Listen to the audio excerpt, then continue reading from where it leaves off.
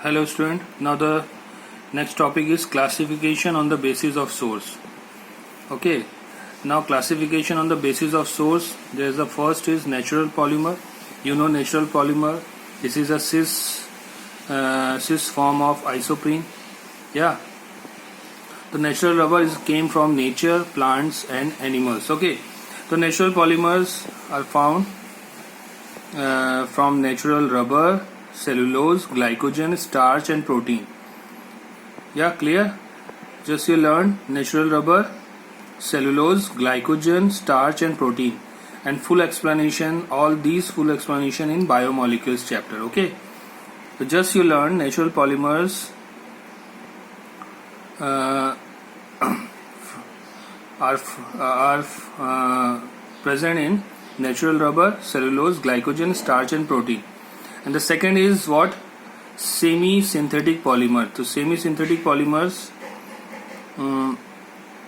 किससे मिलता है? देखो हमें cellulose acetate and cellulose nitrate, यानी जो एसिटिक एसिड होता है उसी में सेलुलोज को डालने से क्या बनता है? सेलुलोज एसीटेट, और जो भी नाइट्रेट सॉल्यूशन होते हैं उसमें सेलुलोज डालने से सेलुलोज नाइट्रेट, और ये एक तरह का सेमी परमेबल मेम्ब्रेन का भी काम करता है. Okay, clear? Now synthetic man made polymer. तो देखो मैन मेड पॉलीमर कौन कौन से होते हैं? देखो in my last video already मैंने एक्सप्लेन किया हुआ है. सिंथेटिक रबर में कौन कौन सा होता है? Buna N, Buna S, neoprene. Polyamide में कौन कौन सा होता है? नायलॉन 6, नायलॉन 2,6 और nylon 6,6. Nylon 6 and nylon 6,6 is a non biodegradable polymer and nylon 2,6 is a biodegradable polymer. Clear? And polyester, it in this case polyamide में क्या होता है? इसमें एमाइड ग्रुप बनता है, C double bond O NH group, और polyester में यहाँ पे ईस्टर ग्रुप होता है. ठीक है, C double bond O O. तो there is a 3 type of polyester, terylene, glyptal and PHVV. ठीक है, ये तीनों ये मैंने ऑलरेडी एक्सप्लेन किया है मेरे लास्ट वीडियो में. And now the addition polymer में कौन कौन सा होता है? Homopolymer. You know very well, one type of polymer is known as homopolymer. तो इसमें कौन कौन सा होता है? पॉलीथीन किससे बनता है? इथीन से. PVC पॉलीविनाइल क्लोराइड किससे बनता है? Vinyl chloride. पॉलीस्टाइरीन किससे बनता है? स्टाइरीन. रिंग के ऊपर CH double bond CH2. And poly isobutylene किससे बनता है? आइसोब्यूटिलीन. पॉलीप्रोपिलीन किससे बनता है? प्रोपिलीन. पैन मतलब पॉली एक्राइलोनाइट्राइल किससे बनता है? Acrylonitrile. CH2 double bond CH and single bond C triple bond N. And Orlon भी बोलते हैं. Teflon CF2 double bond CF2 क्या होता है? टेट्राफ्लोरो इथिलीन, और इससे क्या बनता है? CF2 सिंगल बॉन्ड CF और इसका whole N because of N molecules. Now the next source, next classification is classification on the basis of structure. तो पहला था source and the second is structure. तो there is a different type of structure. The first is a linear polymer. तो linear कौन से होते हैं? जिनका स्ट्रक्चर ऐसा दिखेगा आपको, स्ट्रेट चेन. तो देखो ये बहुत ही क्लोजली पैक्ड होते हैं. ठीक है, एकदम क्लोजली पैक्ड होते हैं. एग्जाम्पल कौन सा है? पॉलीविनाइल क्लोराइड, पॉलीस्टाइरीन, HDP मतलब high density polymer. There is no high density polythene, there is no branching. And what is the properties? ये कैसे होते हैं? इनकी high density, you know density, high density polymers दिया. हाई मेल्टिंग पॉइंट, या straight chain होगा तो high melting point होगा. High tensile property. Clear? Now the branch polymer. देखो ब्रांच पॉलीमर क्या होता है? ऐसे होता है ब्रांच इनका. ठीक है, ब्रांच. और ये जनरली किसमें मिलता है आपको? लो डेंसिटी पॉलीथीन में. देखा होगा, पीछे एक्सप्लेन किया है मैंने ऑलरेडी. जस्ट इसका अपोजिट होता है. Properties low density, low melting point and low tensile property. अगर आपको ब्रांच पता है, सॉरी लीनियर पता है, तो ब्रांच ऑलरेडी आपको समझ में आ जाएगा. And now cross link polymer. तो आपको पढ़ा होगा कि जब नेचुरल रबर पर हम सल्फर डालते हैं तो वहां पे एक लिंकेज बन जाता है जिसको हम क्या बोलते हैं? Sulphur linkage. तो देखो इसमें एक्चुअली क्या होता है? ऐसे ब्रांच, ऐसे क्या होता है? लिंक बने होते हैं, एक दूसरे से ज्वाइंट होते हैं. और ये क्या होता है? स्ट्रॉन्ग कोवेलेंट बॉन्ड होते हैं. और ये कैसे लिंकेज है? एस लिंकेज हो सकता है या पेप्टाइड लिंकेज हो सकता है. क्लियर? एग्जाम्पल है बेकेलाइट, मेलामाइन, फॉर्मल्डिहाइड रेजिन. और इनके अंदर क्या क्या प्रॉपर्टीज होती है? इनके अंदर ये हाइड्रोजन बॉन्ड भी साथ में बनाते हैं. And you know hydrogen bond, more electronegative element attach with hydrogen. अब भाई क्रॉस लिंकेज है, स्ट्रांगली कोवेलेंट बॉन्ड है, तो हाई मेल्टिंग पॉइंट भी होगा और high tensile property. And the next classification on the basis of intermolecular force of attraction between polymer. अब intermolecular force of attraction किस किस में ज्यादा होता है? देखो इलास्टोमर देखा होगा, इलास्टिक जो होते हैं हमारे, जो खींचते हैं और फिर से अपने उसी पोजीशन में आ जाते हैं। तो देखा होगा कि इनका शेप कुछ ऐसा होता है। देखा होगा रबर बैंड देखा होगा आप लोग ने, या इलास्टिसिटी जो कपड़े होते हैं हम लोग जैसे लोअर वोवर पहनते हैं तो उसमें इलास्टिक लगा होता है। तो दीज आर इलास्टोमर्स। ये कैसे होते हैं? अमॉर्फस होते हैं, लो डेंसिटी होता है, ज्यादा खींचोगे तो टूट जाएगा, low melting point and low tensile property. Clear? अब देखो इलास्टोमर्स क्या होता है। Elastomers are those polymer in which weak intermolecular force of attraction, ज्यादा नहीं खींच सकते, between polymeric chains. These are randomly oriented. These polymer extend or stretch, extend भी खींच भी सकते हो, stretch कर सकते हो, of application of force, ठीक है, and return to original state when force is removed. जैसे ही आप छोड़ोगे तो फिर से अपने उसी पोजीशन में आ जाएगा। And the example is natural rubber, Buna and Buna S, ठीक है। These three are man-made. Clear? Sorry, the first हाँ मैन मेड ही होते। Clear? Now the fibres, fibre और नाइलॉन। देखो नाइलॉन आप लोग ने पढ़ा था, इसमें एमाइड ग्रुप होता है, C डबल बॉन्ड और NH। तो देखो इसके दूसरे कंपाउंड के साथ देखो ये हाइड्रोजन बॉन्ड बना रहा है, NH और C डबल बॉन्ड हो। देखो ऑक्सीजन और हाइड्रोजन के बीच में क्या बन रहा है? Hydrogen bond. Hydrogen bond is strong bond. ये किस में दिख रहा है? Nylon 6,6। The fibres are those type of polymer in which polymeric chain are associated when with strong intermolecular. Strong क्यों है? क्योंकि देखो इसमें हाइड्रोजन बॉन्ड है तो strong intermolecular force of attraction, जिसके कारण से इनकी डेंसिटी क्या होगी? इंक्रीज होगी, हाई मेल्टिंग पॉइंट होगा। This type of forces can B hydrogen bonding या dipole dipole interaction. Dipole dipole मतलब जिसमें चार्ज होते हैं, पोल होते हैं। ये कैसे होते हैं? कॉम्पैक्ट होते हैं, high density, high melting point, low stability होता है एंड लो इलास्टिसिटी, ज्यादा खिंचावदार नहीं होते, ठीक है ना, क्योंकि बिकॉज ऑफ स्ट्रांगली बॉन्डेड, ठीक है, and very high tensile property. Example nylon 6,6। And the next, पहला था इलास्टोमर्स एंड दूसरा था fibres and third is thermoplastic. देखो थर्मोप्लास्टिक क्या होता है? ये इसको हम दोबारा मतलब हीट करने के बाद दोबारा उसी फॉर्म में दोबारा ला सकते हैं। They become soft on heating and regain origin properties on cooling, मतलब फिर से उसको हार्ड कर सकते हैं कूल करने के बाद। लेकिन थर्मोसेटिंग प्लास्टिक में ऐसा नहीं होता। रिपीटेड मैनी लाइंस, बहुत सारे लाइंस होते हैं। चेंजिंग टेम्परेचर, अगर चेंज टेम्परेचर करते हैं तो no change in chemical properties. This is very important line. On changing temperature no change in chemical properties, only change in physical properties. Physical properties change होता है लेकिन chemical properties change नहीं होता है। Diagram देखो इसका, ये है डायग्राम, बहुत सारे लाइंस है, एक दूसरे से ज्वाइंट है।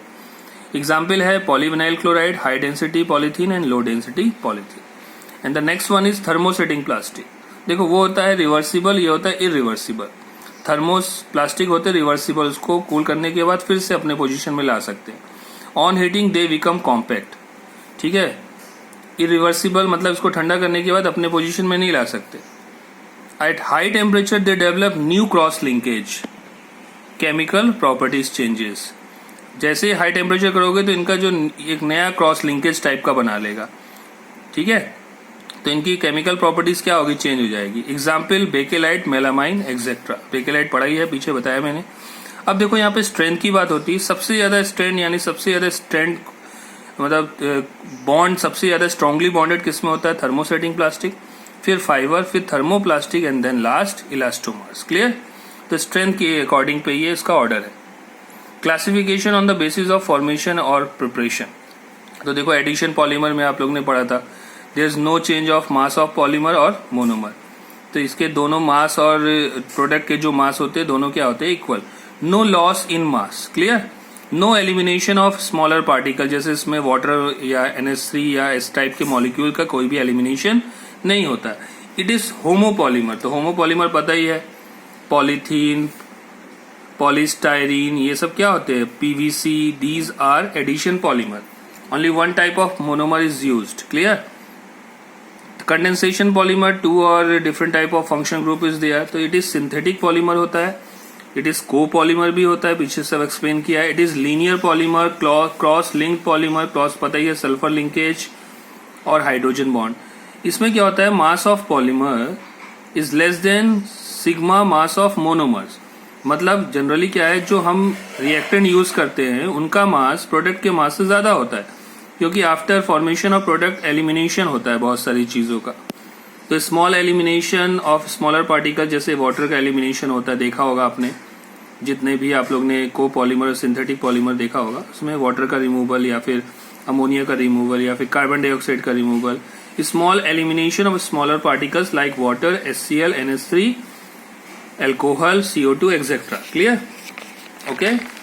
Now the next important topic is nylon 6,10. देखो हम लोग ने कौन कौन सा पढ़ा है, nylon 6, nylon 6,6, nylon 2,6 and nylon 6,10. This is also important.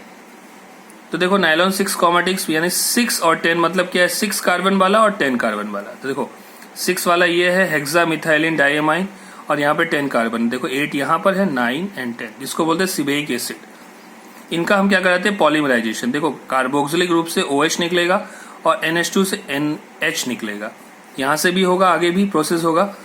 तो देखो यहाँ से निकला H, इसके आगे कोई कार्बोक्सिलिक ग्रुप होगा एंड देन CH2 फिर यहाँ से NH से H और कार्बोक्सिलिक ग्रुप से OH, देखो, और यहाँ से OH और इसके आगे भी कोई मॉलिक्यूल होगा। तो this is also a polyamide group. देखो यहाँ पे CO double bond O NH group बन रहा है, this is what, polyamide group. Clear? Poly means बहुत सारे। And the next classification on the basis of reaction path of polymerisation. देखो अब हम लोग ने पीछे भी पढ़ा है, फर्स्ट वीडियो में मेरे है ऑलरेडी, चेन ग्रोथ पॉलीमराइजेशन, जिसको हम एडिशन पॉलीमर भी बोलते हैं। इसमें हम लोग ने कौन कौन सा रेडिकल मैकेनिज्म पढ़ा है। एक तो फ्री रेडिकल में हम कौन कौन सा इनिशिएटर यूज करते थे, एक तो बेंजोइल पेरोक्साइड या फिर टर्शियरी ब्यूटाइल पेरोक्साइड भी यूज हो सकता है, पेरोक्साइड ग्रुप होना चाहिए। अब देखो इसमें कुछ एग्जाम्पल मैंने दिए हैं जो फेवरेबल है कि नहीं है फ्री रेडिकल के लिए। देखो ध्यान से समझना। देखो फ्री रेडिकल में क्या होता है, फ्री रेडिकल मतलब एक रेडिकल बनता है यहाँ पर। तो ध्यान दो कि अगर यहाँ पर एक फ्री रेडिकल बनता है, ये इलेक्ट्रॉन देखो इनके बीच में होमोलिटिक फ्यूजन होता है, तो यहाँ पे एक फ्री रेडिकल CH3 में क्या होता है, बहुत अच्छा प्लस आई इफेक्ट, तो ये अपने इलेक्ट्रॉन देगा तो इसको क्या करेगा, स्टेबल कर देगा। भाई एक इलेक्ट्रॉन था, एक इलेक्ट्रॉन इसके थ्रू मिला तो ये स्टेबल कर दिया, तो ये कंपाउंड क्या होगा, फेवर होगा। किसके लिए, फ्री रेडिकल मैकेनिज्म के लिए। अब दूसरा देखो, अब जैसे इसने अपना फ्री रेडिकल किया तो यहाँ पे एक फ्री रेडिकल बना। अब CN क्या होता है, इलेक्ट्रॉन विड्रॉइंग ग्रुप, और CH3 क्या होता है, इलेक्ट्रॉन डोनेटिंग ग्रुप। तो ये क्या करेगा, ऑलरेडी इसके पास इलेक्ट्रॉन की कमी है तो इससे इलेक्ट्रॉन ही खींच लेगा, तो कंपाउंड क्या हो जाएगा, अनस्टेबल, यानी माइनस आई इफेक्ट के कारण ये क्या होगा, नॉट फेवर। अब देखो तीसरा है CH2 डबल बॉन्ड CH ये स्टाइरीन का फॉर्मूला है। अब pH क्या होता है, बहुत अच्छा रेजोनेंस इफेक्ट देता है, इसके कारण से ये अपने इलेक्ट्रॉन्स क्या होता है, और pH मतलब फिनाइल ग्रुप है तो इसके पास डबल बॉन्ड कैरेक्टर है, तो डबल बॉन्ड से इलेक्ट्रॉन दे सकता है, because double bond have electron rich element. तो ये अपने इलेक्ट्रॉन देकर इसको, इसके फ्री रेडिकल को इलेक्ट्रॉन देकर इसको स्टेबल कर देगा। तो this is also favour in free radical mechanism. अब दूसरा देखो, एनायनिक पॉलीमराइजेशन में मैंने बताया था कौन कौन सा हम इसमें इनिशिएटर लेते हैं, ब्यूटाइल, लिथियम या NaNH2 ले सकते हो। अब इसमें देखो क्या है, एनायनिक में क्या होगा, नेगेटिव होता है, यानी उसको हम इलेक्ट्रॉन, उससे हमको खींचना है, यानी इलेक्ट्रॉन डोनेटिंग ग्रुप होना चाहिए। इलेक्ट्रॉन डोनेटिंग ग्रुप होगा तो वो बहुत अच्छा फेवर करेगा। अगर इलेक्ट्रॉन विड्रॉइंग ग्रुप होगा तो बहुत अच्छा करेगा। अगर इलेक्ट्रॉन डोनेटिंग होगा तो उसकी स्टेबिलिटी को इंक्रीज कर देगा। देखो कैसे, अब सपोज इसने इलेक्ट्रॉन इससे लिया तो यहाँ पे आ गया नेगेटिव। अब CN क्या है, इलेक्ट्रॉन विड्रॉइंग ग्रुप है, तो इस नेगेटिव को क्या करेगा, सेपरेशन करेगा, खींच लेगा, तो जिसके कारण से क्या होगा, भाई CN को क्या इलेक्ट्रॉन की जरूरत है, इसके ऊपर नेगेटिव चार्ज है, तो नेगेटिव चार्ज आने के कारण क्या हुआ, ये क्या हुआ, अनस्टेबल हो गया। अब क्या करेगा, इसके इलेक्ट्रॉन को अगर ये डिस्ट्रीब्यूट कर देगा तो बहुत अच्छा फेवर हो जाएगा एनायनिक के लिए। क्लियर, माइनस आई इफेक्ट जिसमें हो या इलेक्ट्रॉन विड्रॉइंग ग्रुप हो। अब देखो इलेक्ट्रॉन डोनेटिंग ग्रुप, देखो क्या है, अब इलेक्ट्रॉन डोनेटिंग ग्रुप है, इसके ऊपर नेगेटिव चार्ज आया, भाई इसने इससे इलेक्ट्रॉन लिया तो इसके ऊपर नेगेटिव। अब नेगेटिव है तो ये तो अनस्टेबल हो गया, इसको चाहिए स्टेबिलिटी, क्योंकि इसको चाहिए अपने ऊपर कोई भी चार्ज नहीं। तो ये क्या करेगा, CH3 अपने इलेक्ट्रॉन्स को और दे रहा है, तो इसके कारण से इसकी अनस्टेबिलिटी और इंक्रीज हो रही है, यानी इलेक्ट्रॉन डोनेटिंग ग्रुप है तो not favour. Clear, okay. Now cationic में क्या है, यू नो वेरी वेल। अब देखो इसके ऊपर एक नेगेटिव, इसके ऊपर पॉजिटिव, तो पॉजिटिव वाले को इलेक्ट्रॉन की रिक्वायरमेंट है तो जिसमें इलेक्ट्रॉन अगर ये देगा नीचे वाला ग्रुप तो वो क्या होगा, फेवर करेगा। देखो पहला क्या है, CN माइनस आई है, तो ऑलरेडी इसके ऊपर पॉजिटिव है, इससे इलेक्ट्रॉन खींच ले रहा है, तो ये क्या हो गया, अनस्टेबल हो गया। इलेक्ट्रॉन विदड्रॉइंग ग्रुप होगा तो not favour. Electron donating group होगा, अब ऑक्सीजन के पास लोन पेयर है, इसके ऊपर इसने एक इलेक्ट्रॉन लिया, इलेक्ट्रॉन डोनेट किया इसको, तो इसके ऊपर पॉजिटिव, तो ये ऑक्सीजन के पास लोन पेयर है तो इजिली इलेक्ट्रॉन देकर इसकी स्टेबिलिटी को इंक्रीज करेगा, तो इलेक्ट्रॉन डोनेटिंग ग्रुप होगा तो फेवर।